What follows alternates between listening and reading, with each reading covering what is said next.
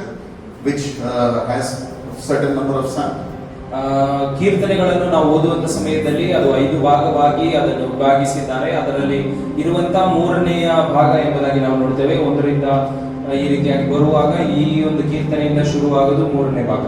So Psalm 73 to 89 are the third portion. ಅದರ 3ನೇ ಭಾಗ ಎಂಬುದು ಕೀರ್ತನೆ 73ರಿಂದ 89ವರೆಗೆ.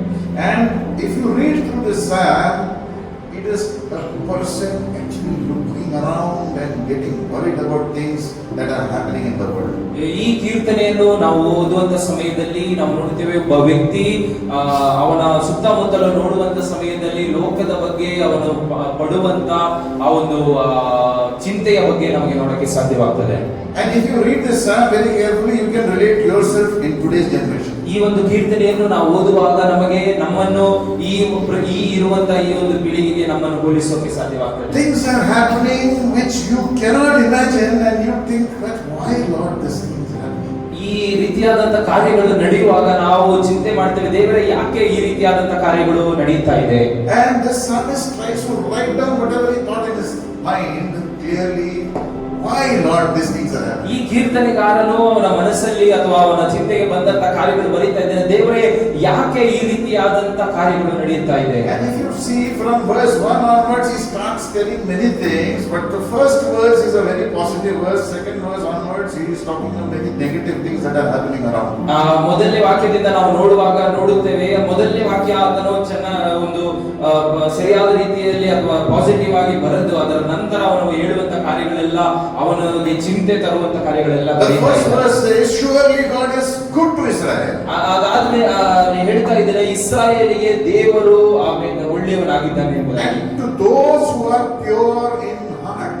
ಅಲ್ಲಿ ನಿರ್ಮಲ ಚಿತ್ತರಾಗಿರುವಂತವರಿಗೆ ಅಥವಾ ನಿರ್ಮಲ ಹೃದಯ ಉಳ್ಳವರಿಗೆ ದೇವರೇನಾಗಿರ್ತಾನೆ, ಅಲ್ಲಿ ದಯಾಪರನಾಗಿರ್ತಾನೆ. This is a very positive statement. God is good to Israel and all those who are pure in heart.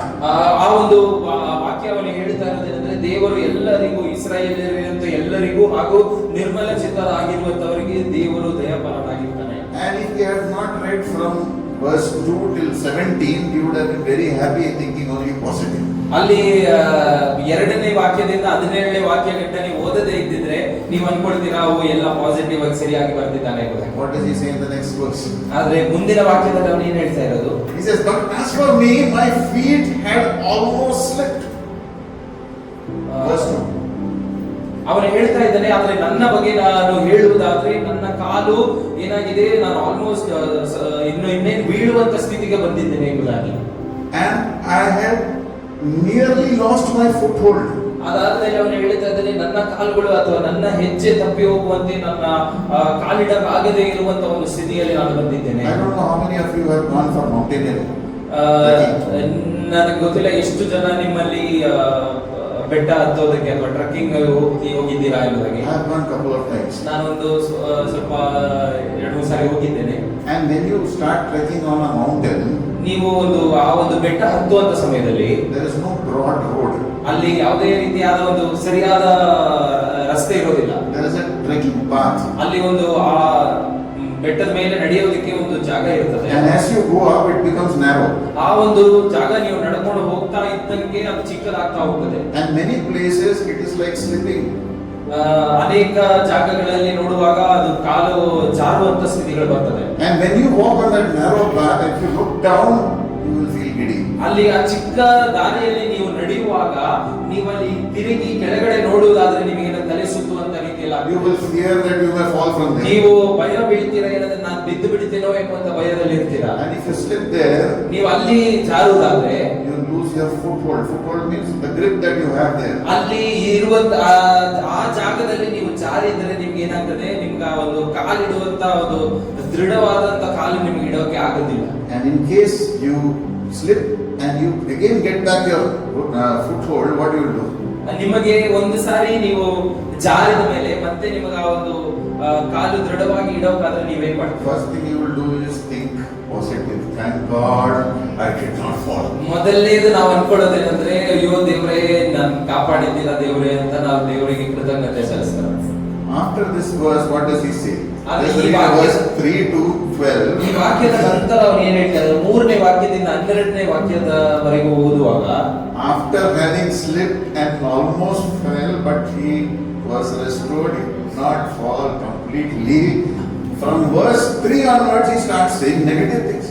ಅಲ್ಲಿ 3ನೇ ವಾಕ್ಯದಿಂದ ನೋಡುವಾಗ ಅಲ್ಲಿ ನೋಡ್ತೇವೆ ಅವನ ಜಾರಿ, ಅವನ ಒಂದು ತಪ್ಪಿದವು ಕಾಲು, ಅವನಿಗೆ ಹೆಜ್ಜೆಗಳೆಲ್ಲ ತಪ್ಪಿದವು ಎಂಬುದಾಗಿ ಹೇಳುವಾಗ ಅದೆಲ್ಲ ಮುಂದಿನ ವಾಕ್ಯಗಳೆಲ್ಲ ಅವನು ಹೇಳ್ತಾ ಇರೋದು ಈ ರೀತಿಯಾದಂತಹ ಕಾರ್ಯಗಳು ಅವನ ಜೀವನದಲ್ಲಿ He ನಡೆದಿವೆ. says, "For I envied the arrogant when I saw the prosperity of the wicked." ಅಲ್ಲಿ ನೋಡ್ತೇವೆ ನಾವು ದುಷ್ಟರ ಸೌಭಾಗ್ಯವನ್ನು ಕಂಡು ನಾನು ಏನಾಗಿದ್ದೇನೆ, ಅಸೂಯೆಯನ್ನು ನಾನು ಪಟ್ಟಿದ್ದೇನೆ ಎಂಬುದಾಗಿ. He is getting jealous of the people around him. ಅಲ್ಲಿ ಏನ್ ಮಾಡ್ತಾ ಇದೆ, ಅವನಿಗೆ ಒಂದು ಅಸೂಯೆ ಬರ್ತಾ ಇದೆ. ಅಲ್ಲಿ ಸುತ್ತಮುತ್ತಲು ಇರುವಂತ ಜನರನ್ನು ನೋಡುವಾಗ ಅವನಿಗೆ ಅವನ ಒಳಗಡೆ ಆ ರೀತಿಯಾದ He is seeing that they are becoming rich and prosperous. ಅವರ ನೋಡುವುದೇನು ಏನು, ಅಲ್ಲಿ ಜನರು ಎಲ್ಲರೂ ಏನಾಗ್ತಿದ್ದಾರೆ, ಅವರೆಲ್ಲರೂ ಶ್ರೀಮಂತರು, ಅವರೆಲ್ಲರೂ ಆಶೀರ್ವಾದ ಹೊಂದುವಂತವರಾಗಿದ್ದಾರೆ. And instead of saying that I almost let God saved me, he is starting to compare and feeling jealous. ಅಲ್ಲಿ ದೇವರು ನನ್ನ ಹೆಜ್ಜೆಯನ್ನು ಜಾರಿದಾಗ ಕಾಪಾಡಿದ್ದಾನೆ ಎಂಬುದಾಗಿ ಕೃತಜ್ಞತೆ ಪಡದೆ ಅವನು ಸುತ್ತಮುತ್ತಲು ನೋಡಿ ಜನರ ಆಶೀರ್ವಾದವನ್ನು ನೋಡಿ ಅವನು ಏನ್ ಮಾಡ್ತಾ ಇದ್ದಾನೆ, ಅಲ್ಲಿ ಅಸೂಯೆಗೊಳ್ಳುತ್ತಿದ್ದಾನೆ. The next verse is more intense. You see that it says, ಅಲ್ಲಿ ಮುಂದಿನ ವಾಕ್ಯ ನಾವು ಓದುವಾಗ ನೋಡುತ್ತೇವೆ, they have no struggles. ಅವರಿಗೆ ಯಾವುದೇ ರೀತಿಯಾದಂತಹ ಕಷ್ಟ ಇಲ್ಲ. For their bodies are healthy and strong. ಅವರು ಹೆಂಗಾಗಿದ್ದಾರೆ ಅಂದರೆ ಅವರ ಶರೀರವೆಲ್ಲ ತುಂಬಾ ದೃಢವಾಗಿ ಶಕ್ತಿಯಿಂದ ಇದೆ.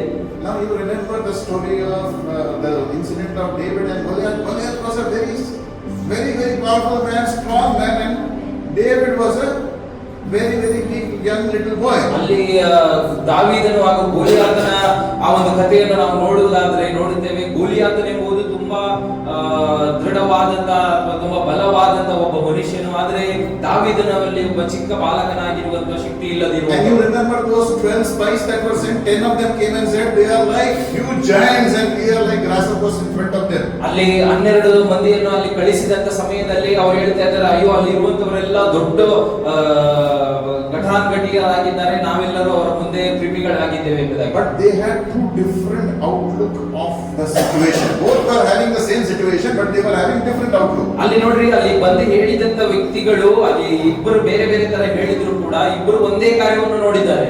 David was confident on the God and he was not fearful of Goliath. ದಾವೀದನು ದೇವರಲ್ಲಿ ನಂಬಿಕೆ ಇಟ್ಟು ಅವನು ಗೋಲಿಯಾತನನ್ನು ಅವನು ಹೆದರಲಿಲ್ಲ. But those 10 spies, they were not trusting God and they were fearful of the people. ಆದ್ರೆ 10 ಮಂದಿ ಜನ ಅವರು ದೇವರನ್ನು ಹೆದರದೆ, ದೇವರನ್ನು ಭಯಪಡದೆ ಜನರನ್ನು ನೋಡಿ ಅವರು ಭಯಪಡ್ತಾ ಇದ್ದರು. That is where the difference is. ಅಲ್ಲೇ ನೋಡ್ರಿ, ಅಲ್ಲಿ ಬರುವಂತ ಒಂದು ಡಿಫರೆನ್ಸ್ ಅಲ್ಲೇ ನಾವು ನೋಡೋಣ. Asaph, who was talking positive till first verse, ಆಸಾಫನು ಮೊದಲನೇ ವಾಕ್ಯದಲ್ಲಿ ಸರಿಯಾದ ಒಳ್ಳೆ ಕಾರ್ಯಗಳನ್ನು ಹೇಳ್ತಾ he was ಇದ್ದನು. seeing around the people and he is getting fearful. Why Lord, all these things are happening? They are strong, I am weak. They are rich, I am poor. This is the comparison. ಅಲ್ಲಿ ಅವನು ಹೇಳ್ತಾ ಇದ್ದಾನೆ, ದೇವರೇ ನಮಗೆ ಕೃತಜ್ಞತೆಗೊಳ್ಳದೆ ಅವನು ಹೇಳ್ತಾ ಇದ್ದಾನೆ, ದೇವರೇ ನಾನು ಬಲಹೀನನಾಗಿದ್ದೇನೆ, ಅವರು ಬಲಶಾಲಿಯಾಗಿದ್ದಾರೆ, ಅವರಿಗೆ ಐಶ್ವರ್ಯ ಇದೆ, ನನಗೆ ಐಶ್ವರ್ಯ ಇಲ್ಲ ಎಂಬಂತ ರೀತಿಯಲ್ಲಿ ಅವನು ಈ ರೀತಿಯಾಗಿ ಹೇಳ್ತಿದ್ದಾನೆ. But is it wrong to do that to God? ಆದ್ರೆ ಇದು ದೇವರ ಹತ್ರ ಇದೆಲ್ಲ ಹೇಳಕ್ಕೆ ತಪ್ಪಾ? Is it wrong that we go to God and start praying, Lord, I am feeling so weak, they are so strong? Is it wrong? ಆದ್ರೆ ದೇವರೇ ನಾನು ತುಂಬಾ ಬಲಹೀನನಾಗಿದ್ದೇನೆ, ಅವರೆಲ್ಲ ಬಲಶಾಲಿ ಆಗಿದ್ದಾರೆ ಅಂತ ಹೇಳೋದೇನು ತಪ್ಪಾ? It is always good to pour out your heart in front of God. ದೇವರ ಸನ್ನಿಧಿಯಲ್ಲಿ ನಿಮ್ಮ ಹೃದಯವನ್ನು ಸಾರುವುದೆಂಬುದು ಅದು ಯಾವಾಗಲೂ ಸರಿಯಾದ ಕಾರ್ಯವಾಗಿದೆ. You read the Bible, so many people have poured out their heart to God and God has not consumed them. ಸತ್ಯವೇದ ಓದುವಂತ ಸಮಯದಲ್ಲಿ ಅನೇಕ ಜನರು ದೇವರ ಬಳಿಯಲ್ಲಿ ತಮ್ಮ ವಿಷಯಗಳನ್ನು ಸುರಿದು ಹೇಳಿದ್ದಾರೆ, ಅವರನ್ನು ಯಾರು ದೇವರು ಕೈ ಬಿಡಲಿಲ್ಲ. Job was in trouble. ಯೋಬನು ಕಷ್ಟದಲ್ಲಿದ್ದನು. His friends were very healthy. ಅವನ ಸ್ನೇಹಿತರೆಲ್ಲರೂ ಒಳ್ಳೆ ಬಲದಿಂದಿದ್ದರು. If you read the book of Job, many times he is pouring his heart with God, Lord, why all these things have happened? ಅನೇಕ ಸಾರಿ ಜೋಬನ ಪುಸ್ತಕ ಓದುವಾಗ ನಾವು ನೋಡ್ತೇವೆ, ದೇವರ ಹತ್ರ ಅವನಿಗೆ ಪ್ರಶ್ನೆ ಮಾಡ್ತಿದ್ದಾನೆ, ದೇವರೇ ಯಾಕೆ ಈ ರೀತಿಯಾದಂತ ಕಷ್ಟ? Did God consume him? ಆದ್ರೆ ದೇವರೇ ಅವನನ್ನು ನುಂಗಿಬಿಟ್ರ? But God corrected him at times when he said wrong. ಆಮೇಲೆ ದೇವರಲ್ಲಿ ಅವನನ್ನು ಸರಿಪಡಿಸುತ್ತಿದ್ದಾನೆ, ಅವನು ತಪ್ಪಾಗಿ ಹೇಳುವಂತ ಜಾಗಗಳನ್ನೆಲ್ಲ ಅವನನ್ನು ದೇವರು And ಸರಿಪಡಿಸಿದ್ದಾನೆ. God blessed him in the end. ಆದ್ರೆ ಕೊನೆಯಲ್ಲಿ ನಾವು ನೋಡುವಾಗ